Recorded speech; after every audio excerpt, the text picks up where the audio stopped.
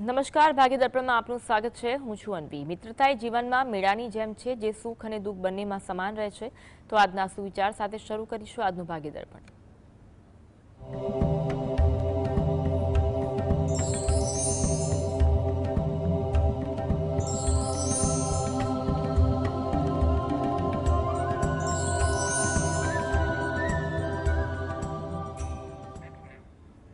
ભાગ્ય દર્પણમાં આપના પ્રશ્નો નિરાકરણ અને રાશિફળ વિશે માહિતીને માર્ગદર્શન આપવા આપણી સાથે જોડાયા છે જ્યોતિષાચાર્ય અને વાસ્તુશાસ્ત્રી હસીદભાઈ પાઠક.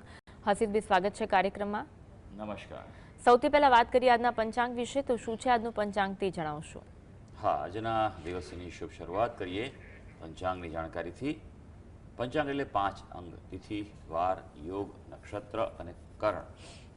શાસ્ત્રમાં કહ્યું છે કે જે વ્યક્તિ સવારે ઉઠીને પંચાંગ વાંચે છે, સાંભળે છે, તો તેના પર પંચાંગના દેવતાઓ પ્રસન્ન થાય છે અને દિવસ સારો જાય છે. શરૂ કરીએ આજનું પંચાંગ. આજે વાર છે ગુરુવાર, વિક્રમ સંવત 2081 ચાલી રહ્યો છે. આજની તારીખ આવે છે 16 ઓક્ટોબર 2025, 16-10-25. આજની તિથિની વાત કરીએ. આસો મહિનો ચાલે છે, જેનો કૃષ્ણ પક્ષ એટલે વદ પક્ષની આજે દસમ છે. આસો વદ દસમ. નક્ષત્ર આશ્લેષા છે, જો કે સવારે 12:41થી મઘાનો પ્રારંભ થવા જઈ રહ્યો છે. યોગ શુભ અને કરણ વિષ્ટિ ભદ્રા આવે છે. આજની રાશિની વાત કરીએ. આજની રાશિ આવે છે કર્ક રાશિ, કે જેના નામાક્ષર છે ડ અને હ. જો કે બપોરે 12:41થી રાશિ પરિવર્તન થશે અને સિંહ રાશિનો પ્રારંભ થશે, જેના નામાક્ષરો છે મ અને ટ. એટલે બપોરે 12:41 પહેલાં જો કોઈ બાળકનો જન્મ થાય તો તેનું નામ કર્ક રાશિ પરથી પાડવું હિતાવ રહેશે, અને જો ત્યારબાદ થાય તો તેનું નામ સિંહ રાશિ પરથી પાડવું હિતાવ રહેશે. આ જ પ્રમાણે ગ્રહ ગોચર અને મુહૂર્તની ગણતરી પણ કરવાની રહેશે. દિન વિશેષની વાત કરીએ તો આજનો દિવસ તે મધ્યમ છે થોડો. ભદ્રા અને જ્વાળામુખી યોગ છે, જે સવારે 10:35 સુધી રહેવાના છે. આજની વાસ્તુ ટીપ દર્શકોને જણાવશો? હા, વાસ્તુ ટીપમાં આપણે વિશેષ વાત કરવા જઈ રહ્યા છીએ કે જેના તહેવારો શરૂ થઈ રહ્યા છે, તે છે વાસ્તુ અને દિવાળી. દિવાળીમાં જે પણ આપણે કાર્યો કરતા હોઈએ છીએ તે બધા જ કાર્યો વાસ્તુ અનુરૂપ ગણાતા હોય છે, કારણ કે વાસ્તુશાસ્ત્ર પણ એમ કહે છે કે જીવનમાં વ્યવસ્થિતતા હોવી જોઈએ, ચોખ્ખાઈ હોવી જોઈએ, સફાઈ હોવી જોઈએ, સુંદરતા હોવી જોઈએ અને આયોજન હોવું જોઈએ. દિવાળીમાં આપણે આ જ કાર્ય કરતા હોઈએ છીએ કે સમગ્ર ઘર જે છે તમારું, અથવા તમારું જે પરિસર છે, ભવન છે, તેને આપણે સાફ સફાઈ કરીએ છીએ. સાફ સફાઈ કરવાથી 2 ફાયદા થાય છે. એક તો પોઝિટિવ એનર્જી વધે છે અને બીજું કે નકારાત્મક ઉર્જા ઘટે છે. ઘણીવાર એવું જોવા મળે છે કે જ્યાં બધી વસ્તુ ઘણા સમયથી પડી રહી હોય, મૂકી રાખેલી હોય, તો ત્યાં ઉર્જા સ્થગિત થઈ જાય છે અને ત્યાં પછી નકારાત્મક ઉર્જા ભેગી થાય છે. અને જો સ્થગિત ઉર્જા થાય એટલે કે ઉર્જાનો ફ્લો ઘટી જાય તો નેગેટિવ એનર્જી વધતી હોય છે.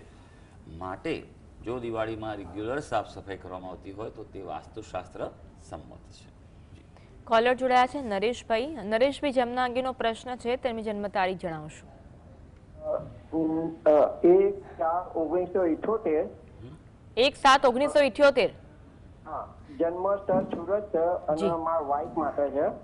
જન્મ સમય કયો છે જન્મ સમય સવારે 5 વાગે. અને પ્રશ્ન કયો છે?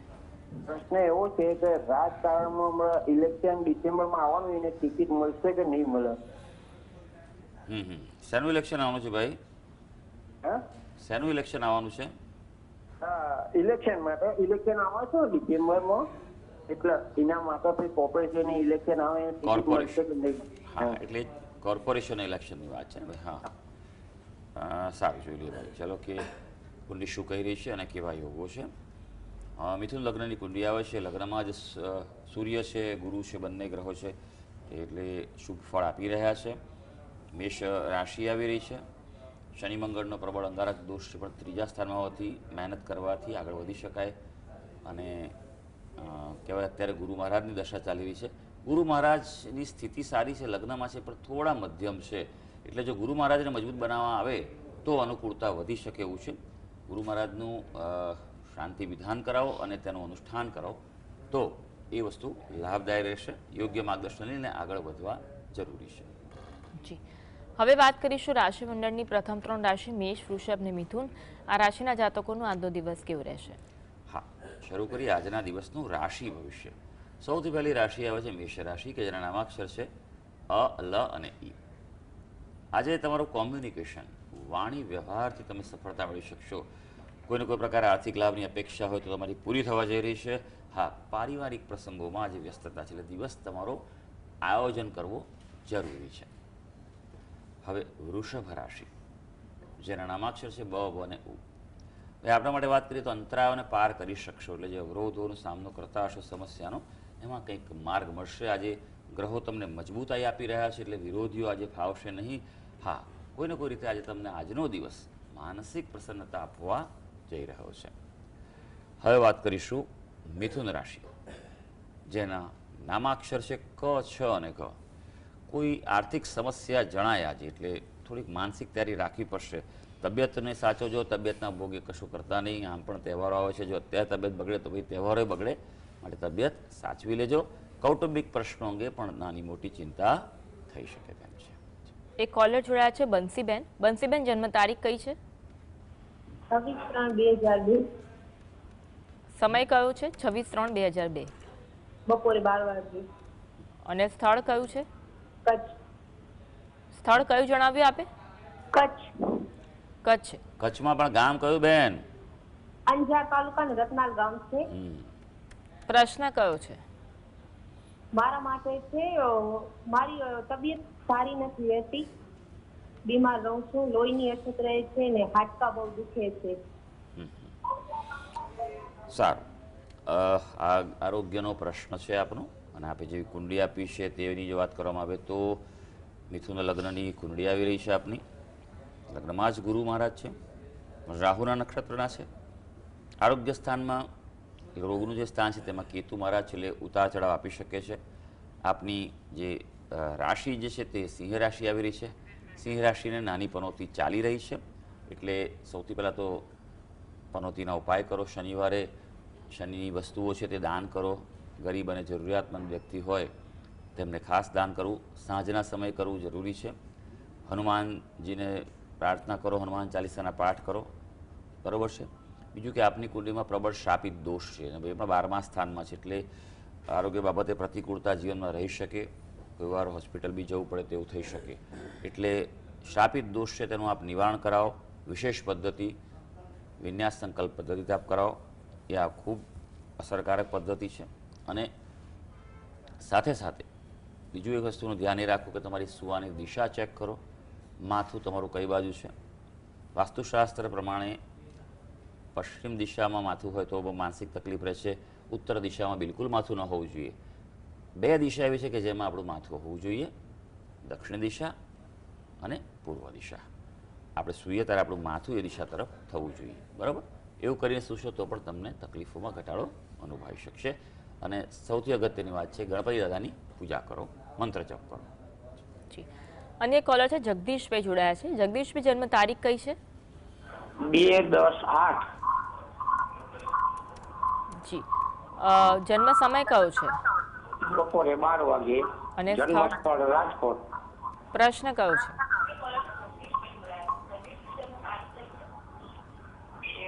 પ્રશ્ન જણાવશો? પ્રશ્ન એ છે એનો અભ્યાસ કેવો રહેશે? કોના અંગેનો પ્રશ્ન છે? પ્રશ્ન એ છે કે એનો અભ્યાસ કેવો રહેશે અને એને લગ્ન જીવનમાં કેવું મળશે? અત્યારે શેમાં અભ્યાસ કરે છે ભાઈ? એસએસસી પાસ કરી એન્જિનિયરિંગનો ડિપ્લોમા કરે છે. સારું, જોઈ લઈએ કે કુંડળી શું કરી છે. તમે જે વિગત આપી છે તે અનુસાર જે કુંડળી આવી રહી છે તે છે વૃશ્ચિક લગ્નની કુંડળી આવે છે. અને રાશિની જો વાત કરવામાં આવે તો રાશિ તુલા રાશિ આવી રહી છે. કુંડળીમાં અભ્યાસ સ્થાનનો સ્વામી ગુરુ મહારાજ થઈ રહ્યો છે, તે સ્વગુરુ છે, એટલે મહેનત પ્રમાણે ફળ ચોક્કસ આપશે. આવા વ્યક્તિઓ છે તેઓએ નિયમિત મહેનત કરવી જોઈએ. પણ ભાગ્યસ્થાનમાં કેતુ હોવાને ક્યારેક ઉતાર ચઢાવ થાય, ક્યારેક કોક વાર એવું પણ બને કે ફેલ થવાય અથવા તો કંઈક અટકી જવાય એવું પણ બની શકે. એટલે જો નિયમિત રાખવામાં આવે અભ્યાસ તો સારો અભ્યાસ કરી શકશે. હા, એટલે ફોકસ રાખે અભ્યાસ કરનાર દરેક વ્યક્તિ માટે હું ખાસ કહું છું કે સવારે ઉઠીને સૂર્યનારાયણને જળ ચડાવો, સૂર્ય ભગવાનના જપ કરો, એ એના માટે સૌથી ઉત્તમ ફળ આપે. સૂર્યનારાયણની કૃપાથી વ્યક્તિ હંમેશા તેજસ્વી થતા હોય છે. એટલે એ છે. લગ્ન જીવન બાબતે હજી થોડી વાર છે ભાઈ.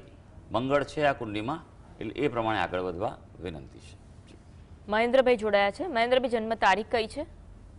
2/6/1960 પરોળીએ 4:50 અને સ્થળ કયું છે? કલોલ. પ્રશ્ન કયો છે? મેં 2/6/1960 મહેન્દ્રભાઈ, ટીવી નો અવાજ આપ બંધ કરી દેશો અને પ્રશ્ન જણાવશો. જી. કલોલ. મેં એક મકાન લીધું છે, એની અંદર એક લાકડાનું કબાટ ટાઈપનું મોટું મંદિર. મેં એક મકાન લીધું છે, એની અંદર લાકડાનું એક મોટું કબાટ જેવું મંદિર છે, અને એ ફોટો મૂકતા હતા માતાજીને એમની પૂજા. તો મારે એની અંદર મારે નવું લાઈન મુકાય કે ના મુકાય, મારે અલગથી મુકાય, અને દિવાળી પછી રહેવા જવું છે, ક્યારે જવું? કોના નામે મકાન છે ભાઈ? હા, કોના નામે મકાન છે?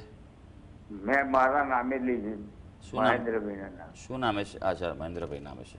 સારું ભાઈ. જો સૌથી પહેલું એ તો એક વસ્તુ એવું છે કે ભાઈ કે ગ્રહો પ્રમાણે તમારા નામે ઘર હોય એ થોડુંક મધ્યમ ગણાય, સારું ના ગણાય, બરાબર છે? એટલે હંમેશા ઘર લેતા પહેલાં પૂછવું જોઈએ.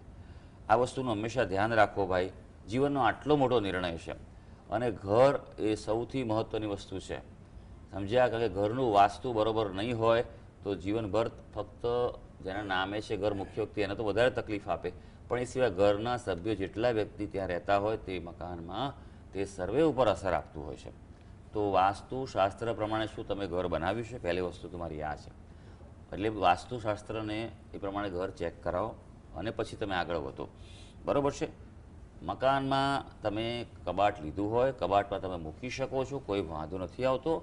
પણ મંદિર તમારે કેવડું બનાવવું છે? મોટું કબાટ હોય તો એક વાતનું ખૂબ ધ્યાન રાખવાનું કે તમે જે ખાનામાં ભગવાન, માતાજી, જે પણનું પ્રતીક, ફોટો, મૂર્તિ જે પણ મૂકો એની ઉપર કશું રખાશે નહીં.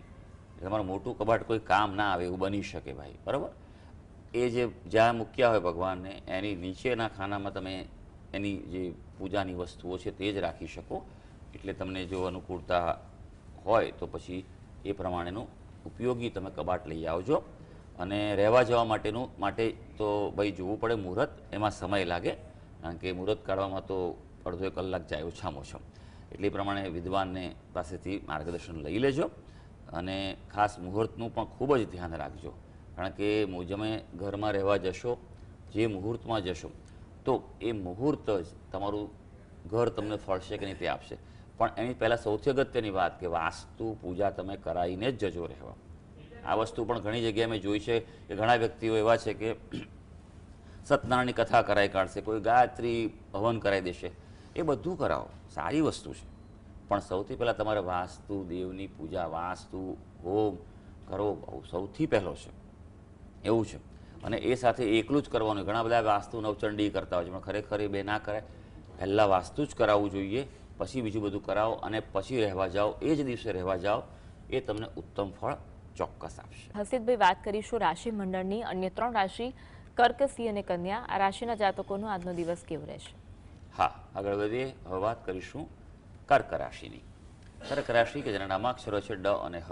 આજે મનની મુરાદ બર આવે તેવો દિવસ છે. આપના પ્રયત્નો ફળવાના છે, એટલે યોગ્ય દિશામાં અને પ્રાયોરિટીના કાર્યો આજે હાથ પર લઈ શકો છો. તમારી કામગીરીમાં આજે સાનુકૂળતાની તક મળવા જઈ રહી છે. સિંહ રાશિની વાત કરીએ, જેના નામાક્ષર છે મ અને ટ.